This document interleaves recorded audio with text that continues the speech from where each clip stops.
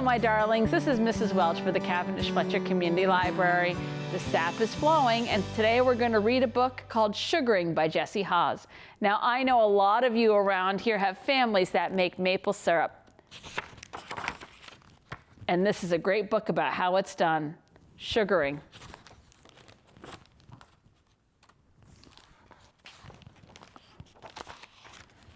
Oh, goodness.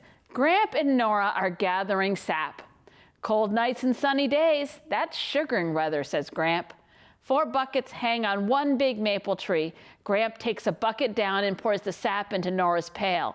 When he hangs the bucket back on the tree, sap drips into it. Tap, tap, tap. Gramp empties more buckets into his pails. Tap, tap, tap, tap.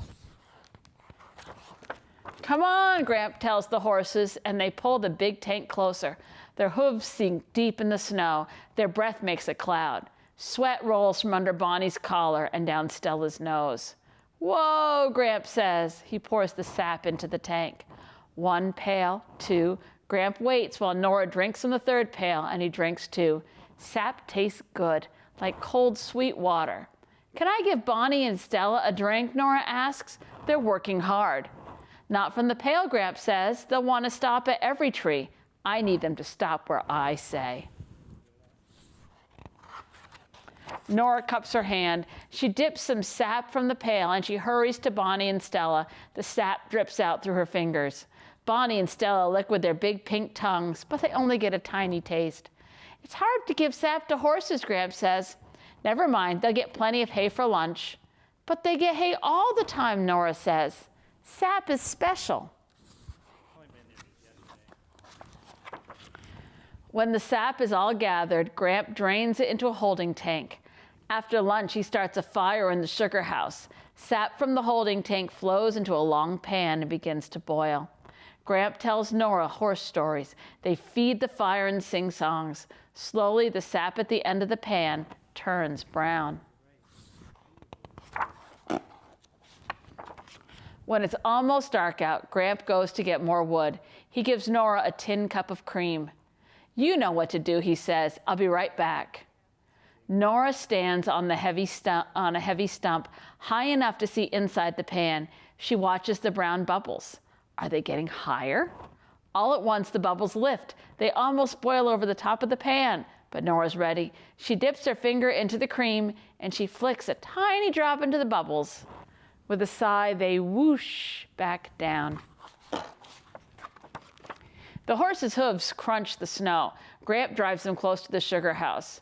Whoa, he says, and hurries inside. It's boiled up, Nora says. It's almost ready, Gramp says. He dips a scoop in the pan and holds it up to watch the drips. The horses puff outside the door. Couple more minutes. He dips and watches until the syrup slides off the scoop in one smooth sheet. Goodness. All right, Gramp says. He opens a faucet on the side of the pan. Thick brown syrup pours in the kettle. At the other end of the pan, clear new sap flows in to replace it. Gramp shuts off the faucet. He puts some syrup in a glass and sets it in the snow to cool.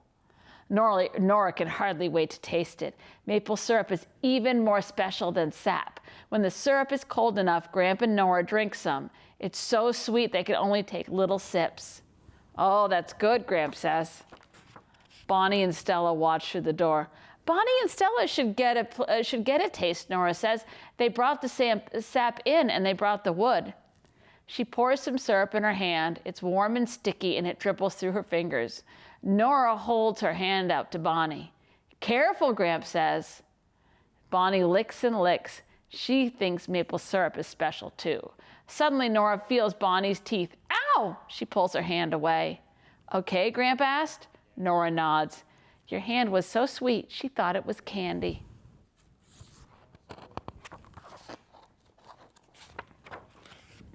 Stella points her ears. She wants syrup too, but Nora's afraid to give her any. Tell you what, Gramp says, take this kettle of syrup to Gram and tell her we want something that we can give the horses. She'll know what you mean. Gram puts the syrup on the stove, but she won't tell Nora what she's making. It'll be a surprise for you and your horses, she says. So Nora takes supper down to Gramp, and they keep on boiling long past Nora's bedtime. When they come back, the kettle of syrup is gone, and the kitchen smells sweet and mapley. Next morning after breakfast, Gram brings a brownie pan from the pantry. Don't look yet. She cuts something into squares. I wonder what it is. Then she gives Nora a taste. Maple sugar, Nora says. We don't make it often, Gran says. Maple sugar's special. But so are horses, says Nora. She bites off a piece and it tastes so good it makes the back corners of her mouth water. She takes 2 more squares from the pan. Take one for Gramp too, Gran says. Bonnie and Stella are hitched to the sled. They point their ears at Nora. Nora holds her hand so her fingers are out of the way. Bonnie's and Stella's whiskers tickle and their breath goes whoosh. Their long lips fumble up the sugar. Crunch, crunch, crunch. They nod their heads as they chew. Happy now, Gramp says. Yes, says Nora. She climbs up beside him. Gramp gives her the reins and she gives him his piece of maple sugar. And they drive out in the woods to get more sap. I like this story. This has been Mrs. Welch for the Cavendish Fletcher Community Library. We'll see you soon.